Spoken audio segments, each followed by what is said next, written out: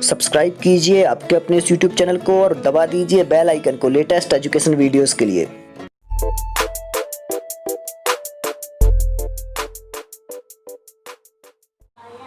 Hi friends, कैसे हैं आप लोग। स्वागत है आप सभी का आपके अपने इस चैनल सुविज्ञा में। साथियों, आप तैयारी कर रहे हैं प्राथमिक शिक्षक पात्रता परीक्षा की, और प्राथमिक शिक्षक पात्रता परीक्षा के लिए ये हिंदी पेडागोजी का वीडियो है जिसमें हम क्रमशः क्वेश्चंस देख रहे हैं, और इसके पहले के वीडियो आप प्लेलिस्ट में जाकर के देख सकते हैं। चलिए शुरू करते हैं वीडियो को पहले ही प्रश्न से। और आपको ये बता दूं कि PDF के लिए आप टेलीग्राम ग्रुप सुविज्ञा पर चले जाएं, वहाँ से आप बहुत सारी PDF डाउनलोड कर सकते हैं। क्वेश्चन पेपर्स भी डले हैं, वो भी वहाँ से ले सकते हैं। और आप इंस्टाग्राम पर भी मुझे फॉलो कर सकते हैं। कोई आपको जानकारी लेना हो, कुछ पूछना हो तो सुविज्ञा नाम से वहाँ पर भी हूँ, वहाँ भी आप लोग जुड़ सकते हैं, सुविज्ञा सुनील जैन। चलिए पहले प्रश्न से शुरू कर रहा हूँ। भाषा की मौखिक व लिखित अभिव्यक्ति भाषा के क्षेत्र में कहलाती है। देखिए, भाषा की मौखिक और लिखित दोनों कह दिया। मौखिक और लिखित अभिव्यक्ति क्या कहलाएगी भाषा के क्षेत्र में? गद्य कहलाएगी, पद्य कहलाएगी, व्याकरण कहलाएगी या फिर रचना कहलाएगी? तो सही उत्तर क्या रहेगा? रचना कहलाएगी। और अभी वर्तमान में देखा जाए तो प्राथमिक शिक्षक पात्रता परीक्षाएं हैं, जैसे कि एक तो रीट मान लें आप, तो एक यहाँ है CTET है, MP की TET है। तो ये बहुत ज़्यादा महत्वपूर्ण परीक्षाएं हो जाती हैं और उन सभी में इस प्रकार के प्रश्न पूछे जा रहे हैं। देखिए, मैंने कंपैरिजन किया है क्योंकि मैंने रीट भी दी है इसके पहले। जब मैं अभी मेरा सिलेक्शन अभी जब MP वर्ग 1 में नहीं हुआ था, उसके पहले मैंने UP TGT PGT भी दिया है। इसके अलावा आपको बता दूं कि MP का जो वर्ग 2 हुआ था वो भी दिया है, और CTET मैंने पहली बार में ही निकाला था, लेकिन उसके पहले मैंने 2 बार और दिया है ऐसे ही। तो अधिकतर मैंने ये देखा कि क्वेश्चन जो पहले रीट में पूछे जा चुके हैं वो क्वेश्चन यहाँ MP में भी आए। मतलब कि इनका रिपीटेशन, जैसे CTET में जो क्वेश्चन पूछे गए हैं वो MP TET में पूछे गए, या फिर बहुत ज़्यादा रिपीटेशन दूसरी परीक्षाओं का रहा। तो आप लोगों को एक चीज़ और बता दूं कि आप लोग अन्य परीक्षाओं के वीडियोस भी देखें।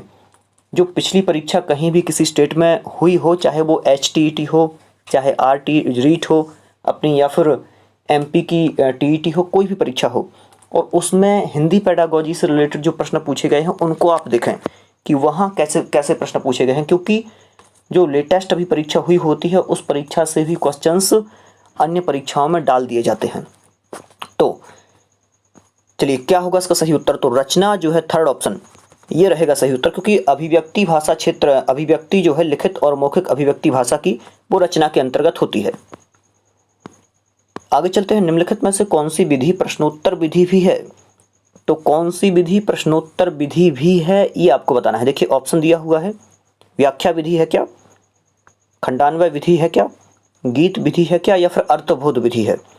तो खंडान्वय विधि जो है इसमें प्रश्न किए जाते हैं और इसे अपन प्रश्नोत्तर विधि मानेंगे।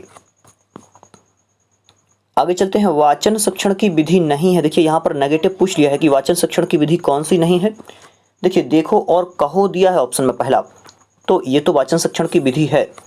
अक्षर बोध विधि, यह भी वाचन शिक्षण की विधि के अंतर्गत आती है।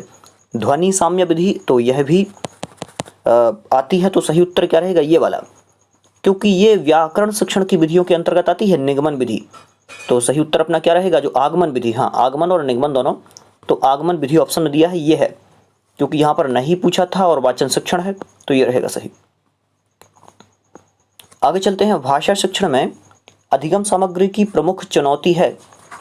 तो भाषा शिक्षण में अधिगम सामग्री की प्रमुख चुनौती क्या है?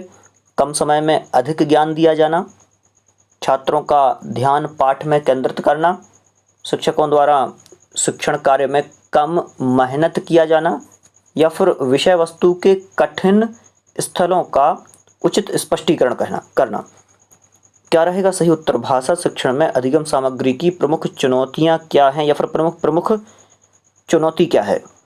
तो सही उत्तर रहेगा फोर्थ, चौथा वाला, जो कि विषय वस्तु के कठिन स्थलों का उचित स्पष्टीकरण करना। ये आगे चलते हैं। अगले प्रश्न पर दिया हुआ है, निम्न में से हिंदी शिक्षण का सामान्य उद्देश्य नहीं है। तो निम्न में हिंदी शिक्षण का सामान्य उद्देश्य नहीं है, बताना है। क्या नहीं है सामान्य उद्देश्य? शारीरिक शक्तियों का विकास करना। आगे देख लेते हैं और ऑप्शन। मानसिक शक्तियों का विकास करना, बिल्कुल ठीक है, मानसिक शक्तियों का विकास करना हो जाएगा। इससे ज़्यादा ये पॉइंट ठीक है। आदर्श चरित्र का निर्माण करना, हाँ ये भी है इसका उद्देश्य हिंदी शिक्षण का। और हिंदी के प्रति प्रेम उत्पन्न करना, ये भी ठीक है। लेकिन शारीरिक शक्तियों का विकास करने से संबंधित यहाँ कुछ है नहीं, तो ये पॉइंट बहुत कम हो जाएगा। तो ये उद्देश्य नहीं है, यही अपना सही उत्तर है। जो चलते हैं अगले प्रश्न पर, जहाँ पर दिया है कहानी बच्चों को बहुत पसंद होती है। कहानी शिक्षण में एक अध्यापक को किस उद्देश्य पर विशिष्ट बल नहीं देना चाहिए? देखिए नहीं बोल दिया, तो किस विशिष्ट उद्देश्य पर बल नहीं देना चाहिए, विशिष्ट बल नहीं देना चाहिए, किस उद्देश्य पर? पहला ऑप्शन है कहानी के द्वारा बालक जीवन की सुंदरता के दर्शन होते हैं। कहानी के द्वारा बालक की जीवन की सुंदरता के दर्शन होते हैं, बिल्कुल ठीक है, ये सही हो जाएगा। आगे चलते हैं, कहानियाँ ही एक सबसे अच्छा साधन है जो बालकों का मनोरंजन करती है। तो ये तो गलत हो जाएगा, मनोरंजन करना नहीं रहेगा इसका उद्देश्य, विशिष्ट बल इस पर नहीं देगा। आगे चलते हैं, कहानी द्वारा बालकों की कल्पना शक्ति और तर्क शक्ति का विकास किया जाता है। बिल्कुल हाँ, ये तो करेक्ट ही है कि विकास होता है, तो ये तो अपना उत्तर नहीं होगा क्योंकि नहीं है पूछा है, नेगेटिव पूछा है। आगे चलते हैं, चौथा ऑप्शन दिया है कहानी के द्वारा बालकों को भाषा का अच्छा ज्ञान कराया जाता है, ये भी ठीक है। तो सही उत्तर अपना क्या हो जाएगा? ये जो सेकंड दिया है ये वाला, क्योंकि नेगेटिव पूछा था तो उद्देश्य पर जो विशिष्ट बल है इस पर नहीं दिया जाएगा। विशिष्ट बल की कहानियाँ एक अच्छा साधन हो मनोरंजन का, तो ये तो ठीक नहीं है। आगे चलते हैं अगले प्रश्न पर। दिया हुआ है कौन सी परीक्षा अच्छे और कमज़ोर बालकों में भेद स्थापित करने में सक्षम है? देखिए अच्छे और कमज़ोर बालक में भेद स्थापित करना है तो वो कौन सी परीक्षा होगी जो डायरेक्ट पता चल जाएगा कि हाँ ये बालक कमज़ोर है और ये बालक अच्छा है या फिर ठीक है? तो सही उत्तर क्या है? ऑप्शन दिया है निबंधात्मक परीक्षा, वस्तुनिष्ठ परीक्षा, मौखिक परीक्षा या फिर ये सभी। तो वस्तुनिष्ठ परीक्षा एक ऐसी परीक्षा है जहां पर ये पता किया जाता है और बहुत जल्दी पता किया जा सकता है। आगे चलते हैं अगले प्रश्न पर, जहां पर दिया है भाषा विकास के अंतर्गत अधिग्रहण करने की वह अवस्था जिसमें बालक शुद्ध उच्चारण करने लगता है। और आप लोग समझते ही हैं कि अधिग्रहण क्या है। अर्जन करना अधिग्रहण अपन बोल सकते हैं जिसको। तो बालक शुद्ध उच्चारण करने लगता है, किस उम्र में करने लगता है, किस अवस्था में करने लगता है? ऑप्शन सही क्या होगा? 2 वर्ष की उम्र में, 3 वर्ष में, 8 वर्ष में या फिर 12 वर्ष में? सही उत्तर रहेगा 3 वर्ष में। अधिग्रहण 3 वर्ष में करने लगता है बालक, और कई बालक तो 3 वर्ष में बहुत कुछ बोलना समझना स्टार्ट कर देते हैं। आगे चलते हैं, उच्च माध्यमिक स्तर पर कविता शिक्षण की कौन सी विधि अपनाई जाती है? देखिए उच्च माध्यमिक स्तर पूछा है, उच्च माध्यमिक स्तर, तो उच्च माध्यमिक स्तर पर कविता शिक्षण की कौन सी विधि अपनाई जाएगी ये आपको बताना है। ऑप्शन पहला दिया हुआ है गीत विधि, अभिनय विधि, व्याख्या विधि या फिर इनमें से कोई नहीं। तो यहाँ पर अपन व्याख्या विधि का भी प्रयोग कर सकते हैं। उच्च माध्यमिक की चर्चा यदि उच्च प्राथमिक होता तो ये ऑप्शन ठीक नहीं होता, लेकिन उच्च माध्यमिक की चर्चा है तो ये ऑप्शन सही रहेगा। आगे चलते हैं अगले प्रश्न पर, निम्नलिखित में से कौन सी विधि उच्च कक्षाओं से संबंधित है? देखिए उच्च कक्षाओं से संबंधित विधि के बारे में पूछा है तो पहला ऑप्शन तो गलत हो जाएगा, खेल विधि नहीं है। विमर्श विधि, हाँ ये बहुत अच्छी विधि है विमर्श, जो कि उच्च कक्षाओं के लिए है, लेकिन आगे ऑप्शन देख लेते हैं। अनुकरण विधि ये नहीं है, और चित्र रचना विधि भी नहीं है, ये भी नीची कक्षाओं के लिए है। तो सही उत्तर रहेगा विमर्श विधि, ये हो जाएगा हमारा सही उत्तर। आगे चलते हैं, प्राथमिक स्तर पर भाषा अध्ययन में प्रमुख तत्व होता है या फिर होगा?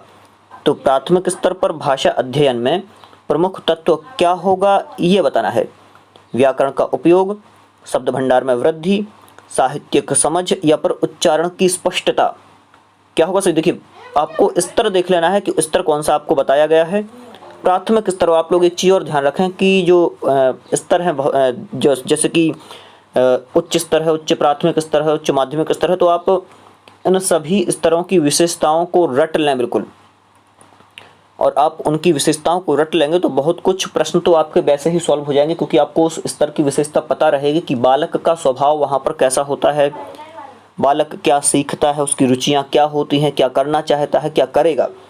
मैंने भी ऐसे इस प्रकार के नोट्स अपने बनाए थे कि उच्च माध्यमिक, उच्च प्राथमिक, तो ऐसे बहुत सारे, जिससे कि पर्टिकुलर उस एज से संबंधित पता चल सके कि बच्चे की रुचियाँ क्या होती हैं और क्या करता है वो।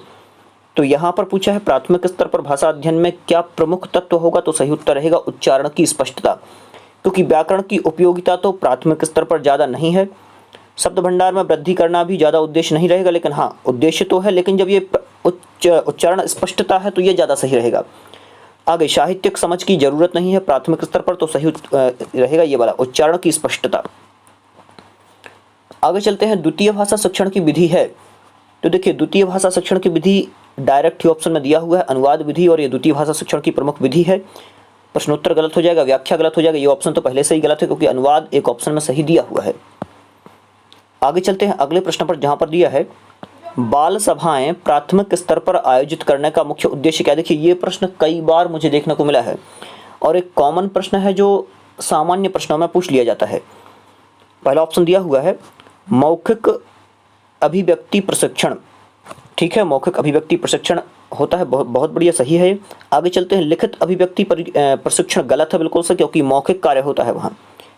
श्रवण कौशल प्रशिक्षण, तो ये ज़्यादा कारगर नहीं है इस ऑप्शन के आगे, इनमें से कोई नहीं गलत होगा। तो बाल सभाओं का जो आयोजन है प्राथमिक स्तर पर, ये मौखिक अभिव्यक्ति प्रशिक्षण के लिए किया जाता है, और ये प्रश्न आप लोग रट लेना ध्यान से, कई बार पूछा जा चुका है। आगे चलते हैं, लिखित कार्य व जांच में बच्चों की सहायता लेने से क्या होता है। बच्चे दूसरों के विचारों से परिचित होते हैं, या फिर दूसरा ऑप्शन दिया हुआ है केवल पठन कौशल का अभ्यास होता है, या फिर बच्चे ज़्यादा गलतियां ढूंढना सीख जाते हैं, सीख कर लें, या फिर बच्चों में अवलोकन क्षमता का विकास होता है। देखिए, लिखित कार्य की जांच में बच्चों की सहायता लेने से क्या होगा, बच्चों में अवलोकन करने की क्षमता का विकास होगा, ये वाला, अवलोकन करना सीख जाएंगे, अवलोकन करने की क्षमता का उनमें विकास हो जाएगा, सही उत्तर रहेगा ये वाला। तो आज के लिए इतने ही प्रश्न रहने देते हैं, अगले वीडियो में पुनः इसी प्रकार, चूंकि आज के प्रश्न थोड़े से कम हैं, लेकिन अगला जो वीडियो रहेगा इसी प्रकार से 50-60 प्रश्न की एक श्रृंखला लेकर आऊँगा, जिसमें आप बहुत सारा अभ्यास कर सकें। और मेरे पास बहुत सारी बुक्स हैं, उन बुक्स में भी मैं देखता रहता हूँ कि क्वेश्चंस मुझे बहुत अच्छे मिल जाएं, चूँकि वीडियोस कंटिन्यू अपलोड हो रहे हैं, 60 के 30 क्वेश्चंस के वीडियोस अपलोड कर रहा हूँ, तो उनमें भी बहुत सारा मैटर क्लियर हो रहा है। और आप लोग संस्कृत पेडागोजी के लिए ज़रूर प्लेलिस्ट में जाएँ, क्योंकि वहाँ पर आपको बहुत सारे वीडियोस मिल जाएंगे, लगभग 80 वीडियोस अपलोड हो चुके हैं, जिसमें कोई भी क्वेश्चन आपको बाकी नहीं मिलेगा, बहुत सारे क्वेश्चन वहाँ पर कवर हुए हैं। बहुत बहुत धन्यवाद आप सभी का।